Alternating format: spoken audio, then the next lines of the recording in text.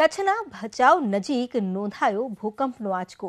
સૌરાષ્ટ્ર અને કચ્છમાં ભૂકંપના છેલ્લા 5 દિવસમાં 11 આંચકા આવી ચૂક્યા છે, જેમાંથી 4 સૌરાષ્ટ્રમાં અને 7 કચ્છ ભચાઉ પાસે આવ્યા છે। 5 દિવસમાં જ 11 આંચકાને કારણે લોકોમાં પણ દહેશતનો માહોલ છે। સૌરાષ્ટ્ર કચ્છમાં ભૂકંપના આંચકાનો સિલસિલો યથાવત રહ્યો।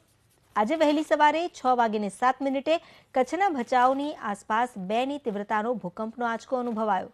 ભૂકંપનું કેન્દ્રબિંદુ ભચાઉથી 13 કિલોમીટર દૂર નોંધાયું। છેલ્લા 5 દિવસની વાત કરીએ તો સૌરાષ્ટ્ર કચ્છમાં ભૂકંપના કુલ 11 આંચકા નોંધાઈ ચૂક્યા છે।